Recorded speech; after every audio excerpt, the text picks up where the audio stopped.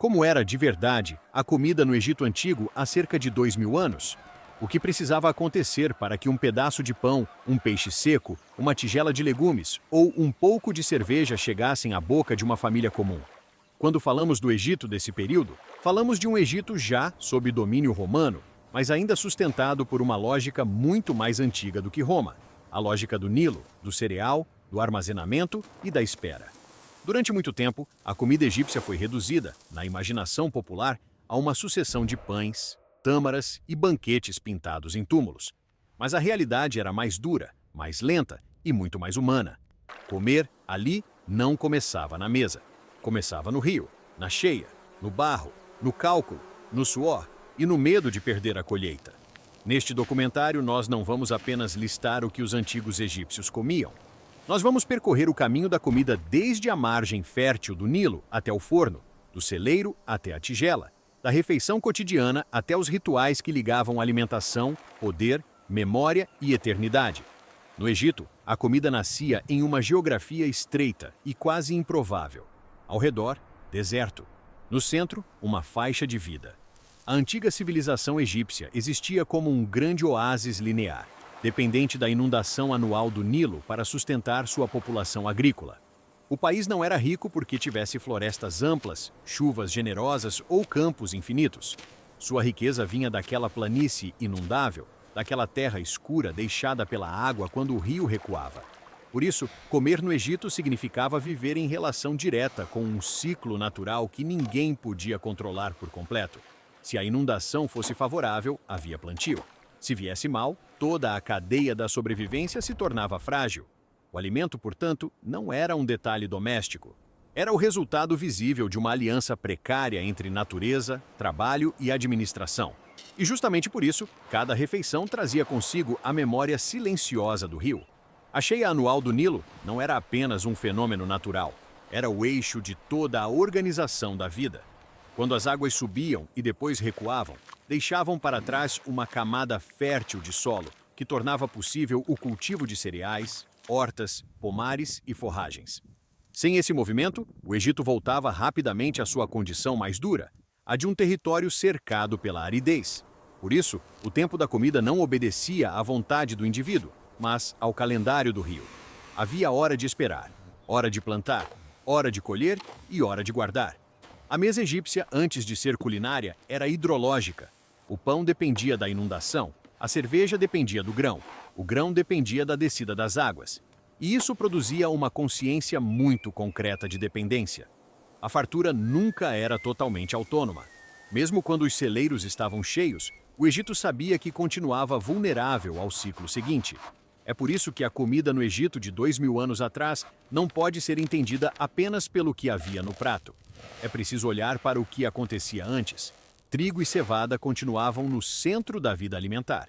A agricultura fornecia a base de pão e cerveja, mas o vale e o delta também produziam frutas, hortaliças, leguminosas e criavam animais e aves. Ao mesmo tempo, esse Egito já integrado ao mundo mediterrâneo e submetido a Roma também era um Egito de exportação. Uma enorme quantidade de grão seguia rio abaixo para alimentar Alexandria e ser enviada para Roma.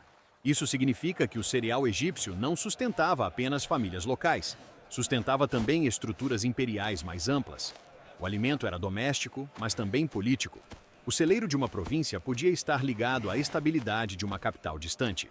E assim, na mesma paisagem em que um camponês dependia do rio para sobreviver, o império dependia do mesmo grão para governar. Quando a colheita finalmente chegava, o trabalho não diminuía. Ele apenas mudava de forma. O grão precisava ser recolhido, transportado, medido e protegido. Arqueologia, inscrições e modelos funerários mostram o quanto o armazenamento era vital em uma sociedade agrícola. Não bastava colher, era preciso contabilizar. Em modelos egípcios de celeiros, homens carregam sacos enquanto escribas medem, registram e controlam os estoques. O detalhe é revelador. Em certos casos, há quase mais homens escrevendo e medindo do que carregando. Isso mostra que alimento, no Egito, era também questão de contagem, imposto, provisão e vigilância. O grão guardado precisava resistir ao tempo, aos ladrões, aos animais e às exigências do Estado. Antes de virar pão, ele já havia passado pelo olhar da administração. E isso dá ao alimento um peso ainda maior. O que sustentava o corpo também era aquilo que organizava o poder. Mas o cereal armazenado ainda não alimentava ninguém. Entre o campo e a boca havia uma etapa longa, pesada e cotidiana: a transformação. Pão e mingau eram a base da dieta egípcia, e para que existissem era necessário moer o grão manualmente em pedras. Esse processo era repetido dia após dia, porque a farinha precisava ser produzida e usada. Nada era instantâneo, nada vinha pronto. O grão era triturado, peneirado, misturado, umedecido, trabalhado. E mesmo com todo esse esforço, a farinha podia conter areia e pequenos fragmentos minerais do próprio processo de moagem e transporte. É por isso que tantos restos humanos do Egito Antigo mostram dentes desgastados. O pão alimentava, mas também marcava o corpo de quem o comia. O alimento mais básico era ao mesmo tempo sustento e abrasão. O que mantinha a vida deixava cicatriz nela. O pão, aliás, era muito mais do que um acompanhamento, era uma estrutura. Fontes arqueológicas e museológicas mostram que havia diferentes formatos de pão, incluindo pães achatados e pães cônicos, produzidos com técnicas variadas ao longo do tempo. Durante muitos séculos, o trigo Emmer foi fundamental, mas no período ptolomaico, o chamado trigo de pão avançou rapidamente sobre ele, alterando parte da base cerealífera da alimentação egípcia. Isso é importante porque nos lembra que o Egito de 2000 anos atrás não era uma fotografia congelada do Egito dos faraós mais antigos. Havia continuidade, mas havia mudança. O pão continuava central, porém seus grãos, seus circuitos e parte de suas técnicas estavam se transformando. Ainda assim, para a maior parte da população, o essencial permanecia. Comer significava depender de cereais convertidos em massa, cozidos pelo fogo e divididos conforme as possibilidades da casa. A cerveja ocupava um lugar igualmente decisivo. Em vez de pensá-la apenas como bebida recreativa, é mais correto imaginá-la como parte da alimentação. Na prática egípcia antiga, pão e cerveja eram produtos irmãos. Ambos dependiam do mesmo universo de grãos, moagem, fermentação e trabalho doméstico ou artesanal. Modelos de padarias e cervejarias encontrados em tumbas egípcias mostram isso com clareza. A produção dos dois estava intimamente ligada, embora ocorresse em espaços e etapas próprias. O grão era esmagado, transformado em farinha, manipulado em massa, fermentado e processado até se tornar alimento sólido ou líquido. Em alguns contextos, pão e cerveja também apareceram como forma de ração e pagamento. Isso revela o lugar absoluto que ocupavam na vida comum. Para muita gente não eram extras, eram a base sobre a qual todo o resto se apoiava. Sem pão e sem cerveja, a dieta perdia sua espinha dorsal. Depois vinha o fogo. E o fogo, como em quase toda a sociedade antiga, exigia tempo, combustível, atenção e técnica. Nas cozinhas egípcias, os utensílios mais comuns eram de pedra ou cerâmica. Nas casas ricas, havia também caldeirões e peças de bronze ou cobre. Os fornos e lareiras costumavam ser colocados do lado de fora da casa ou em partes mais ventiladas, para que calor, fumaça e cheiro não invadissem o interior. O pão podia ser assado de várias maneiras, sobre cinzas quentes, em superfícies aquecidas, em moldes de barro ou em fornos. Isso significa que cozinhar não era um gesto automático e invisível. Era um estágio crucial da sobrevivência. Um erro podia estragar massa, combustível e tempo. Um acerto garantia alimento para aquele dia. O cheiro do pão assando, da cerveja sendo preparada ou do peixe sendo conservado não era apenas aroma doméstico, era sinal de que, por enquanto, a vida continuava. E afinal, o que de fato chegava à mesa da maioria? Em primeiro lugar, pão. Sempre o pão. Ao lado dele, cerveja, também de forma constante. Essas duas presenças aparecem de modo repetido nas evidências textuais, arqueológicas e iconográficas como a base da alimentação egípcia. Ao redor desse centro vinham os complementos possíveis, variáveis conforme a região, a estação, a renda e o status. A mesa da maioria não era uma mesa de excesso, era uma mesa de manutenção. O objetivo principal não era a variedade gastronômica, mas estabilidade.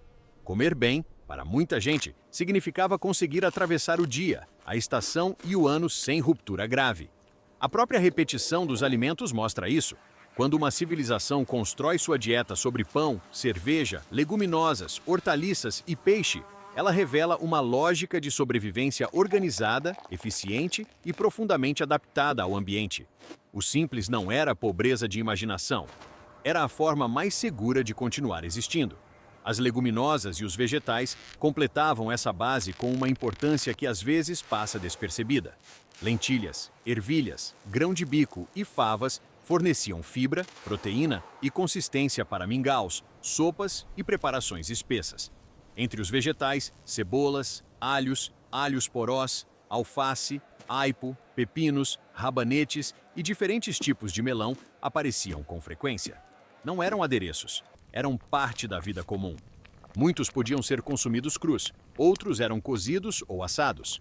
Em um mundo em que a carne era cara para a maioria e o acesso ao alimento dependia de combinações práticas, vegetais e leguminosas sustentavam famílias inteiras. Eles tornavam a refeição menos áspera, mais variada e nutricionalmente mais sólida. Ao lado do pão, eram a prova de que a comida egípcia, embora simples, não era vazia. Ela tinha estrutura, função e adaptação. O Egito não vivia apenas de cereal seco. Vivia também de hortas, de caldos e de tudo aquilo que podia ser arrancado da terra fértil junto ao rio. As frutas davam outra camada a esse cotidiano. Uvas, romãs, figos sicômoros, tâmaras e outros frutos faziam parte do repertório egípcio havia muito tempo e continuavam importantes.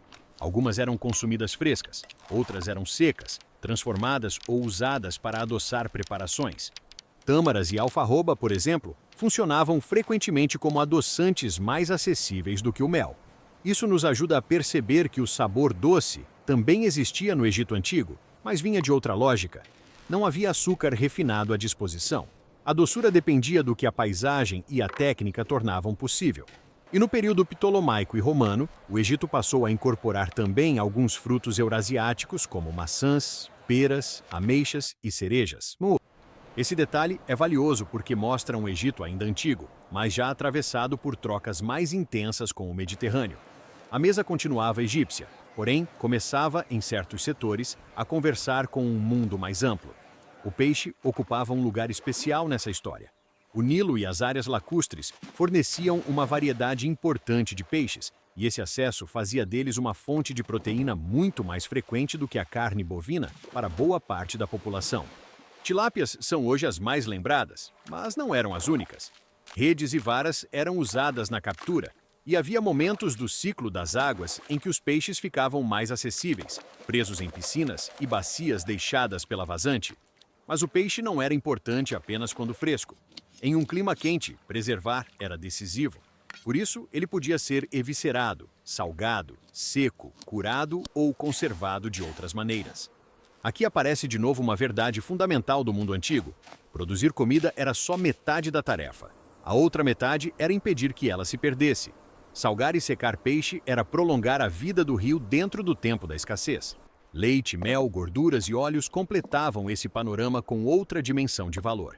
As fontes indicam a presença de leite e derivados na dieta antiga, assim como a produção de queijo em diferentes momentos da história egípcia.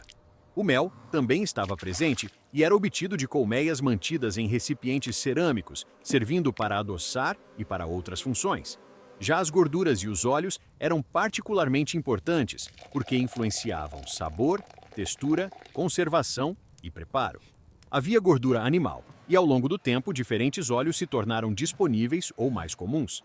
Em períodos posteriores, o azeite importado ganhou mais presença. Sementes de gergelim, cártamo, rabanete e até alface também podiam ser prensadas para extração de óleo em contextos ptolomaicos e romanos. Isso quer dizer que a cozinha egípcia não era totalmente seca ou rudimentar. Ela tinha meios de enriquecer, untar, perfumar e conservar. Mesmo o que parecia simples carregava técnica. As ervas e temperos ajudam a desfazer outra imagem simplista sobre a antiguidade. Não se tratava de uma culinária sem sabor. Coriandro, cominho negro, endro e feno grego estão entre os temperos e ervas associados à mesa egípcia.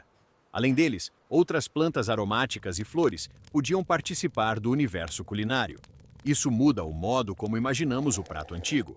Um caldo de leguminosas, um peixe conservado, um pão recém-assado ou um bolo adoçado com tâmaras não existiam num vazio de paladar.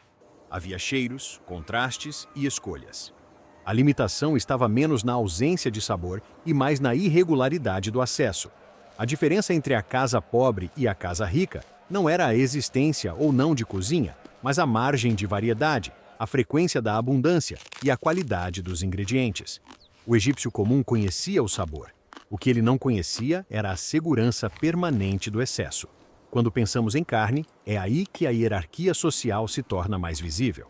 Bovinos, ovinos, caprinos, porcos, aves domésticas e aves capturadas nos pântanos existiam no universo alimentar egípcio.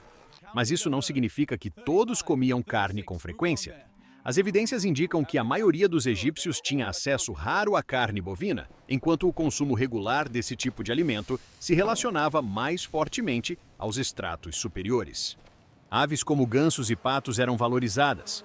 Pombos ganharam importância em períodos posteriores. Galinhas se tornaram mais populares como comida nas épocas ptolomaica e romana. Ainda assim, para grande parte do povo, carne continuava sendo algo menos cotidiano do que pão, cerveja, legumes e peixe. Isso tem uma consequência importante para a nossa imaginação histórica. O Egito monumental, cheio de riqueza visual, não deve nos fazer esquecer que a mesa comum era bem mais modesta do que os banquetes das elites e dos templos. E aqui aparece uma distinção essencial: a diferença entre a comida do cotidiano e a comida da representação. Nas tumbas, nas oferendas e nas cenas ideais, vemos cortes de carne, aves, vinho, pães numerosos, frutas bem dispostas, mesas carregadas. Mas as próprias pesquisas lembram que essas listas e imagens frequentemente expressam aspirações, status, ritual e abundância desejada, não a rotina estável da maioria. Isso não as torna falsas, torna-as reveladoras. Elas mostram aquilo que as pessoas valorizavam, aquilo que desejavam prolongar para além da morte e aquilo que entendiam como plenitude. É por isso que olhar para a comida egípcia exige atenção dupla. De um lado, a refeição real da casa e do campo. De outro, a refeição idealizada da tumba e da cerimônia. Entre as duas, existe continuidade, mas também distância. A iconografia da abundância não deve apagar o cotidiano da contenção. O vinho ajuda muito a perceber essas camadas sociais e históricas. Ele existia no Egito havia séculos, mas ganhou importância maior a partir do período ptolomaico, quando vinhedos foram plantados em mais áreas e certas regiões se tornaram conhecidas por sua produção. No Egito de 2000 anos atrás, portanto, o vinho já estava mais presente do que em fases muito antigas, embora continuasse associado em muitos contextos à distinção, gosto refinado e circuitos mais elitizados do que a cerveja. Esse contraste é revelador. A cerveja estava ligada à base alimentar, o vinho, mais frequentemente, a prestígio e preferência cultural em ambientes influenciados pelo Mediterrâneo grego e romano. A própria incorporação de novas frutas, a difusão de certos óleos e a mudança parcial na base dos cereais mostram que a mesa egípcia desse período carregava milênios de tradição, mas já não estava isolada. Era uma mesa antiga atravessada por intercâmbio.